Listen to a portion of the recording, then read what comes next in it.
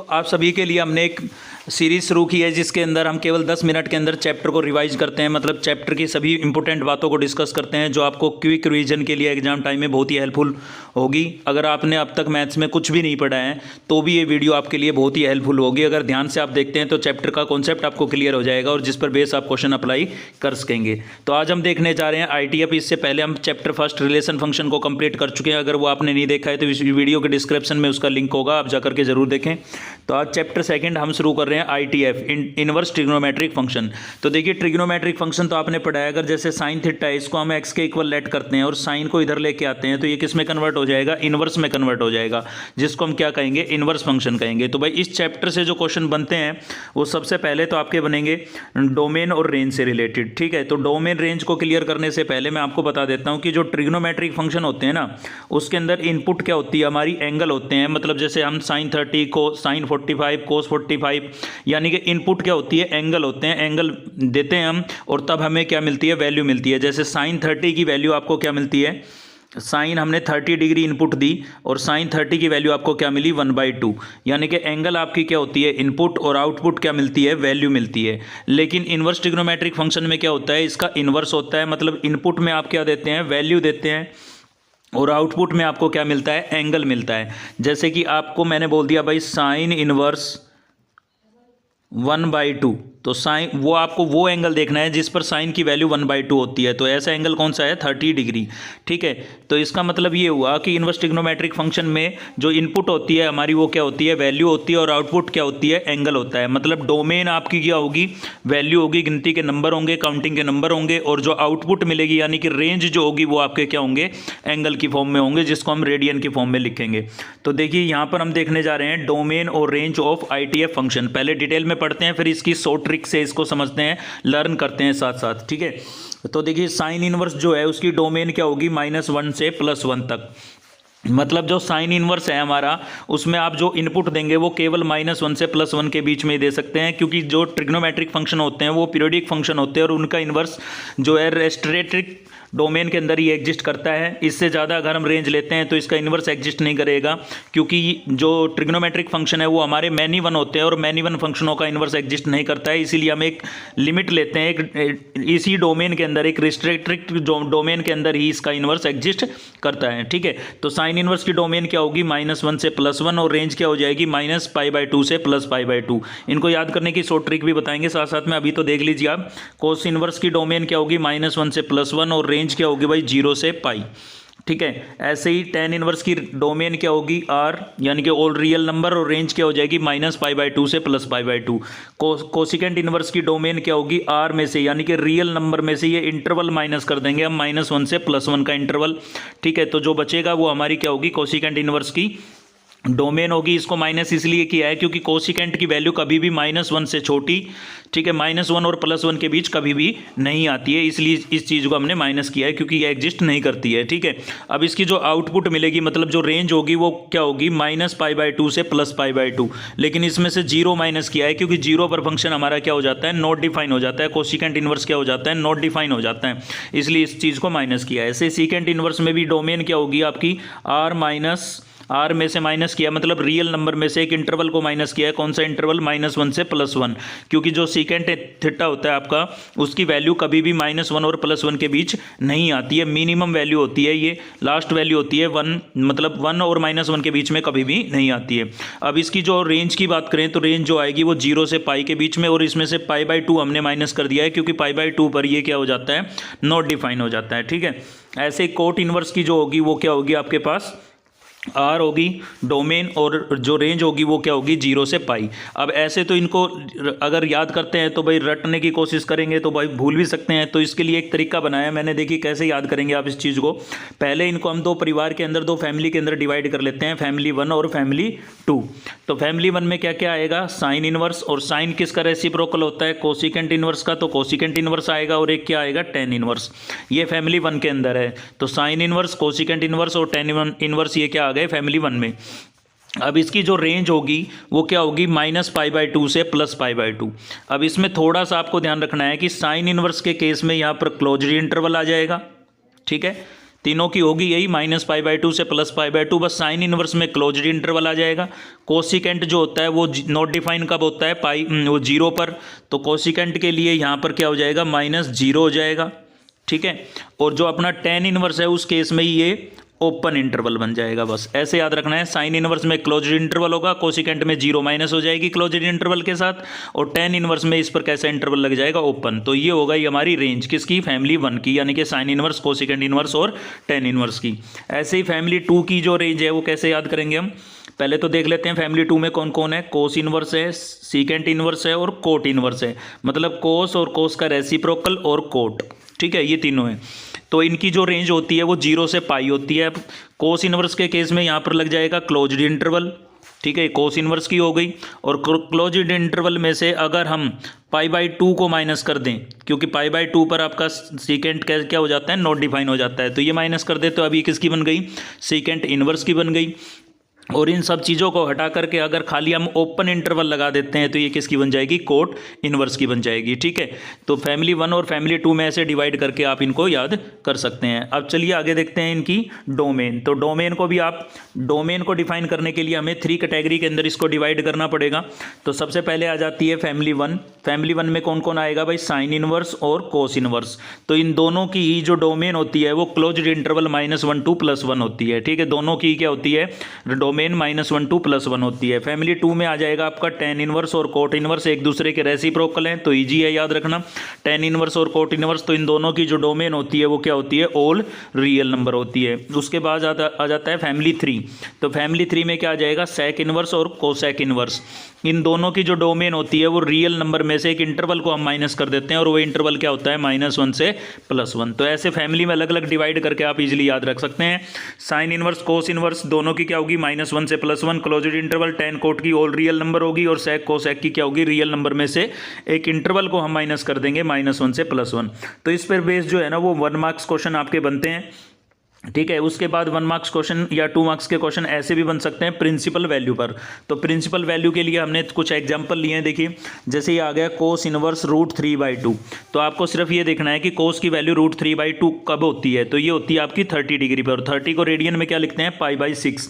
तो इस √3/2 को हमने क्या लिख दिया, कोस π/6, क्योंकि बाहर कोस इनवर्स है, अंदर भी कोस होगा, कोस से कोस कैंसिल होगा, तभी तो आपके पास रिजल्ट आएगा। तो जो बाहर इनवर्स फंक्शन नजर आए ना वही आपको अंदर से बनाना है। और देखिए हमने लिया साइन इनवर्स -1/2, नेगेटिव नंबर लिया है भाई। तो आपको देखना है साइन की वैल्यू 1/2 कब होती है, तो साइन की वैल्यू 1/2 होती है 30 पर, ठीक है। तो 30 को रेडियन में लिखते हैं π/6, तो हमने इसको लिख दिया साइन π/6। अब देखिए साइन हुआ आपका, ठीक है, साइन का रेसिप्रोकल, कोसिकेंट और आपका हुआ tan। इनके अंदर अगर बाहर माइनस का साइन आए ना तो आप माइनस को अंदर एडजस्ट कर सकते हैं। किस किस में माइनस को अंदर एडजस्ट कर सकते हैं भाई, साइन के केस में साइन का रेसिप्रोकल कोसिकेंट, कोसिकेंट के केस में और tan के केस में, क्योंकि इनकी जो वो होती है आपकी रेंज, इनकी रेंज क्या होती है, -π/2 से +π/2 तो होती है, मतलब इनकी रेंज में नेगेटिव वैल्यू भी एग्जिस्ट करती है, इसलिए आप माइनस को डायरेक्ट अंदर लिख सकते हैं। तो इस माइनस को मैंने ये अंदर लिख दिया है, और साइन से साइन इनवर्स कैंसिल होगा तो -π/6 आ जाएगा। तो इन तीनों में तो चलो माइनस आएगा तो अंदर एडजस्ट हो जाएगा, बाकी तीनों के अंदर क्या करेंगे फिर, जैसे कि मैंने इसके लिए एक और एग्जांपल लिया, कोस इनवर्स -1/2। अब कोस की वैल्यू 1/2 होती है π/6 पर, तो हमने इसकी को कोस π/6 लिख दिया, लेकिन ये माइनस कहाँ जाएगा, क्योंकि कोस हुआ, सेक हुआ और कोट हुआ, इन तीनों की जो रेंज होती है वो 0 से पाई होती है, मतलब इनकी आउटपुट के अंदर नेगेटिव वैल्यू होती ही नहीं। तो इन तीनों के केस में आप क्या करेंगे, माइनस को अंदर तो लेके जाएंगे लेकिन पाई में से माइनस करके, यानी कि सेकंड क्वाड्रेंट का आप इस्तेमाल कर लेंगे, ठीक है। तो इन तीनों में माइनस का साइन बाहर आए, कोस में, सेक में और कोट में, तो आप माइनस को अंदर ले जाएं और पाई में से माइनस करके अंदर लिखें, सेकंड क्वाड्रेंट का इस्तेमाल कर लें, तो वो माइनस आपका एडजस्ट हो जाएगा, क्योंकि सेकंड क्वाड्रेंट में तीनों के तीनों कैसे होते हैं, नेगेटिव होते हैं, ठीक है। तो इन तीनों में साइन, कोसिकेंट और tan में नेगेटिव आए तो सीधा अंदर, और कोस, सीकेंट और कोट में नेगेटिव आए बाहर तो उसको आप 90 या पाई में से माइनस करके अंदर लिख देंगे। अब कोस से कोस इनवर्स कैंसिल होगा, पाई में से π/6 को जब हम माइनस करेंगे तो कितना बच जाएगा, 2π/3 आ जाएगा। तो ये प्रिंसिपल वैल्यू आ गई। अब मान लीजिए ये तो ऐसी वैल्यू थी जो टेबल में होती है, अगर कोई ऐसी वैल्यू आ जाए जो टेबल में नहीं होती है तो उस केस में हम क्या करेंगे, तो देखिए यहाँ पर हमारे पास है बाहर कोस और यहाँ पर है साइन इनवर्स 8/17। तो 8/17 तो टेबल में होती ही नहीं, तो जब ऐसी कोई वैल्यू आपको नजर आए जो टेबल में नहीं होती है तो उस केस में आप उसको थीटा पुट कर लेंगे। क्या कर लेंगे? सब्स्टिट्यूशन मेथड का यूज कर लेंगे, यानी कि पुट कर लेंगे। तो इसी को हमने क्या पुट कर लिया भाई? थीटा। इस टाइप के सभी क्वेश्चनों से ऐसे डील करनी है, इसलिए इसको एक को ध्यान से समझ लीजिए। अब इसको हमने थीटा रख लिया भाई, तो यहाँ से क्या बन जाएगा आपके पास? Cos theta. देखिए अब आपको इसकी वैल्यू निकालनी है, मतलब कोस थीटा की वैल्यू निकालनी है, ठीक है। तो देखिए इसको आपने थीटा पुट किया था, साइन को इधर लेके आएंगे, साइन थीटा हो जाएगा। साइन थीटा की वैल्यू कितनी आ गई? 8/17। तो साइन की वैल्यू आपके पास आ चुकी है, आपको कोस की कैलकुलेट करनी है। दोनों में फॉर्मूला होता है, कोस थीटा इक्वल्स टू क्या होता है? Square root 1 minus sine square. Sine की वैल्यू सब्स्टिट्यूट करेंगे, इसका स्क्वायर था तो स्क्वायर कर दिया हमने, और थोड़ा एलसीएम लेकर के इसको जब हम सिंप्लीफाई करेंगे तो फाइनल हमारे पास क्या आ जाएगा? 15/17 आ जाएगा। सिंप्लीफाई तो आप भी कर सकते हैं, ठीक है। तो ये आपका फाइनल इसका रिजल्ट होगा। तो इस टाइप की कोई भी वैल्यू आपको नजर आए जो टेबल में नहीं होती है तो उस केस में अंदर की पूरे रिजल्ट को आप क्या पुट कर लेंगे? थीटा पुट कर लेंगे। अंदर के पूरे रिजल्ट को क्या पुट कर लेंगे? Theta.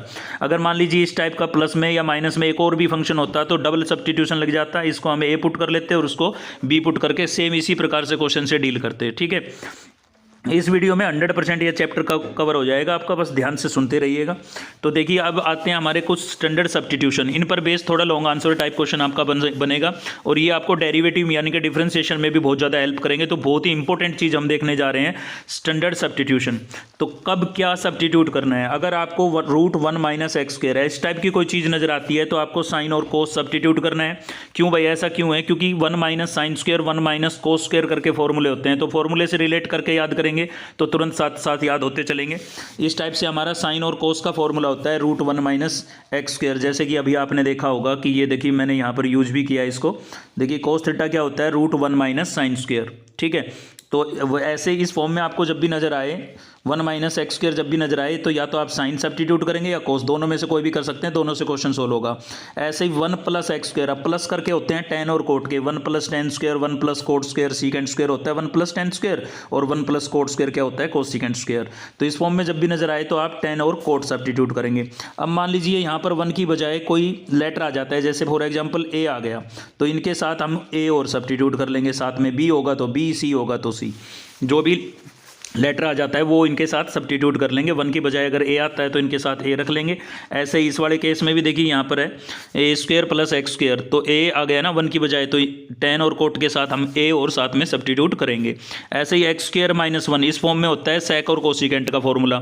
Secant square theta minus 1 क्या होता है आपका? टेन स्क्वायर, और कोसिकेंट स्क्वायर माइनस 1 क्या होता है? Coat square. तो इस फॉर्म में जब भी नजर आए तो आप सेक या कोसेक सब्स्टिट्यूट करेंगे, और यहाँ पर 1 की बजाय अगर आपके पास क्या आ जाता है? ए स्क्वायर आ जाता है, तो इनके साथ आप ए सब्स्टिट्यूट कर लेंगे। ये बहुत ही इंपॉर्टेंट है, जो आपको इनवर्स ट्रिग्नोमेट्रिक फंक्शनों को सोल्व करने में हेल्प करेंगे, तो ध्यान से देखते रहिएगा।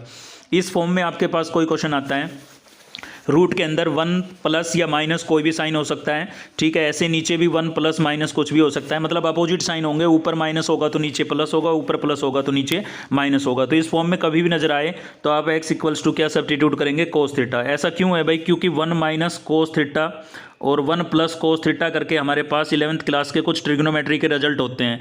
1 माइनस कोस थीटा को यहाँ पर भी 2 थीटा ही होता था, ठीक है। 1 माइनस कोस थीटा को आप लिख सकते हैं 2 साइन स्क्वायर थीटा, और 1 प्लस कोस 2 थीटा को आप क्या लिख सकते हैं? 2 कोस स्क्वायर थीटा। इसलिए ऐसा हम बोल रहे हैं कि इस फॉर्म में जब भी नजर आए तो आप कोस थीटा पुट करेंगे। अब यहाँ पर 1 की बजाय अगर ए आ जाता है तो साथ में ए सब्स्टिट्यूट कर देंगे। कहने का मतलब ये है कि यहाँ पर अगर जैसे 1 पावर थी तो x सब्स्टिट्यूट कर दिया, अगर x के अलावा यहाँ पर एक्स स्क्वायर आ जाता, एक्स क्यूब आ जाता, इसलिए मैंने n की फॉर्म में लिख दिया। मतलब यहाँ पर इस फॉर्म में हो आपके पास क्वेश्चन की स्क्वायर रूट 1 प्लस या माइनस में, और नीचे भी 1 प्लस या माइनस, अपोजिट साइन होगा ऊपर नीचे, और x की पावर चाहे कुछ भी हो तो उसी को उठा करके सब्स्टिट्यूट कर देंगे। जैसे यहाँ एक्स स्क्वायर होता तो एक्स स्क्वायर को हम कोस थीटा पुट कर देते। फिलहाल मैंने किससे लिखा है? वो x की पावर n से लिखा है, इसीलिए लिखा क्योंकि क्यूब होगा तो क्यूब को, स्क्वायर होगा तो स्क्वायर को सब्स्टिट्यूट कर देंगे, ठीक है। तो इस फॉर्म को अच्छे से क्लियर कर लीजिए आप।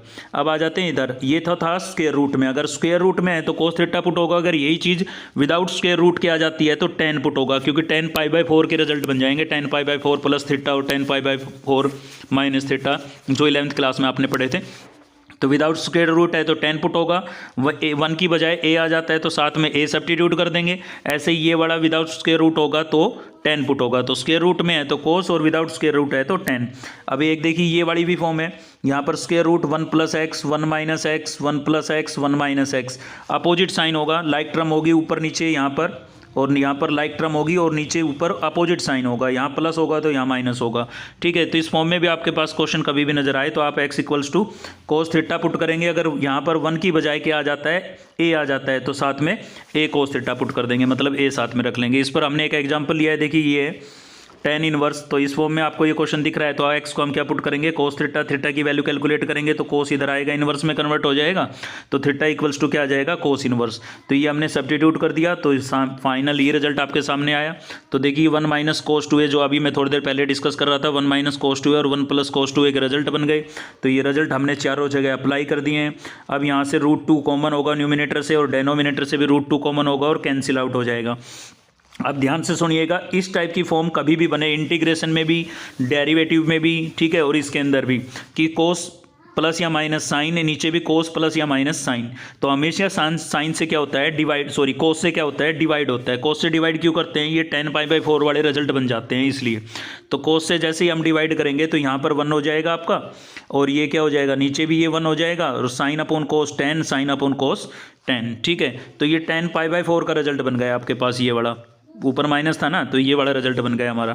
10 से tan इनवर्स कैंसिल होगा तो π/4 बचेगा, और थीटा की वैल्यू हम वापस रिप्लेस करेंगे, तो थीटा की वैल्यू क्या थी, कोस इनवर्स x। तो ये फाइनल रिजल्ट आ गया। तो ये एक मैंने क्वेश्चन आपको कराया, क्वेश्चन भी इंपॉर्टेंट था, साथ ही आपको ये सब्स्टिट्यूशन मेथड, जिनके लिए ये सम स्टैंडर्ड सब्स्टिट्यूशन हमने पढ़े हैं, तो ये एक कॉन्सेप्ट आपको क्लियर हो गया होगा।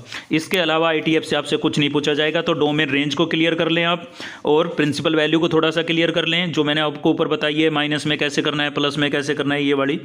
ठीक है, ये 3 एग्जाम्पल जो हमने लिए थे, यहाँ पर 1 या 2 मार्क्स का क्वेश्चन यहाँ से बनते हैं, और अगर थोड़ा 2, 3 या 4 मार्क्स का क्वेश्चन बनता है, थोड़ा लॉन्ग बनता है, तो उस केस में ये सब्स्टिट्यूशन के रिजल्ट आपको बहुत हेल्पफुल होंगे, क्योंकि इन्हीं पर बेस क्वेश्चन बनेगा, क्योंकि प्रॉपर्टी हमारे सिलेबस में नहीं है। तो आज की इस वीडियो में इतना ही था। सेकेंड चैप्टर हमने कंप्लीट कर लिया है, नेक्स्ट चैप्टर के साथ फिर मिलेंगे। वीडियो हेल्पफुल लगी तो एक लाइक ज़रूर करें, दोस्तों से शेयर करना न भूलें। चलिए, थैंक यू, मिलते हैं नेक्स्ट वीडियो में।